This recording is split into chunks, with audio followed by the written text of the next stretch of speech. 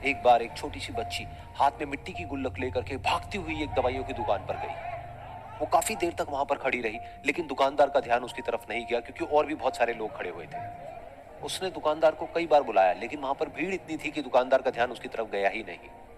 और फिर उस बच्ची को थोड़ा सा गुस्सा आया तो उसने अपनी मिट्टी की गुल्लक लेकर के वहीं काउंटर पर जोर से रख दी, जिसके बाद में जो दुकानदार था और जितने भी लोग खड़े थे वो सब उस बच्ची की तरफ देखने लग गए। और फिर उस दुकानदार ने उस बच्ची से पूछा, बेटे आपको क्या चाहिए? तो वो बड़े ही भोलेपन से बोली कि मुझे एक चमत्कार चाहिए।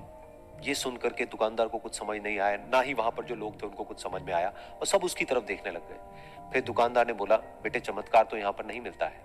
तो बच्ची को लगा कि वो उससे झूठ बोल रहा है, तो बच्ची ने कहा कि मेरी गुल्लक में बहुत पैसे हैं, आप बताओ आपको कितने पैसे चाहिए, लेकिन मैं आज यहाँ से चमत्कार लेकर के ही जाऊंगी। तो वहीं काउंटर पे एक और आदमी खड़ा था, उसने उस बच्ची से पूछा कि बेटे क्यों चाहिए तुमको चमत्कार? तब उस बच्ची ने अपनी कहानी बताई कि अभी कुछ दिन पहले मेरे भाई के सर में बहुत तेज दर्द हुआ, तो मेरे पापा मम्मी उसको हॉस्पिटल ले गए। उसके बाद कई दिन तक मेरा भाई घर नहीं आया। तो मैंने कई बार अपने पापा से पूछा, लेकिन उन्होंने मुझे कुछ नहीं बताया। उन्होंने बार बार यही कहा कि वो आ जाएगा, वो कल आ जाएगा, वो कल आ जाएगा, लेकिन वो आ ही नहीं रहा था। तो मैंने देखा कि मम्मी रो रही है। अब पापा मम्मी को कह रहे थे कि उसकी दवाइयों के लिए और उसके इलाज के लिए जितने पैसे चाहिए उतने मेरे पास में नहीं है। अब उसको कोई चमत्कार ही बचा सकता है। तब मुझे लगा कि अगर मेरे पापा के पास में इतने पैसे नहीं भी हैं तो क्या हुआ, मेरे पास में तो है। तो मैंने जितने भी पैसे जोड़ रखे हैं वो सारे लेकर के मैं इस दवाई की दुकान पर आई। फिर उस आदमी ने उस बच्ची से पूछा, कितने पैसे हैं तुम्हारे पास में? ये सुनते ही उस बच्ची ने अपनी गुल्लक उठाई, जमीन पर फेंकी और तोड़ दी और पैसे गिनने लग गई। बाकी सब लोग खड़े होकर के उसको देख रहे थे। थोड़ी देर बाद उसने सारे पैसे अपने हाथ में इकट्ठे किए और बोली, मेरे पास में पूरे 19 रुपए हैं। वो जो आदमी वहां पर खड़ा था वो थोड़ा सा मुस्कुराया और बोला कि अरे तुम्हारे पास में तो पूरे पैसे हैं, इतने का ही तो आता है चमत्कार। ये सुनकर के वो बच्ची बहुत खुश हो गई और बोली कि चलो मैं आपको अपने पापा से मिलवाती हूँ।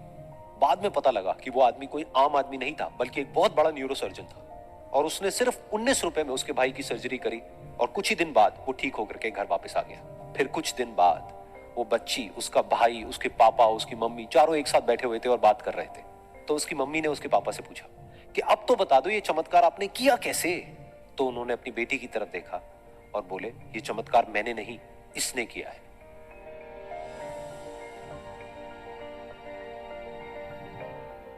तो यहां पर एक बहुत बड़ी बात है जो हम उस छोटी सी बच्ची से सीख सकते हैं कि जिंदगी में कभी कभी ऐसा होता है कि हमको कोई रास्ता नजर नहीं आ रहा होता है और हम लोग हिम्मत हार जाते हैं। तब हमारे अंदर एक बच्चा होता है जो कोशिश करने से कभी भी पीछे नहीं हटता है।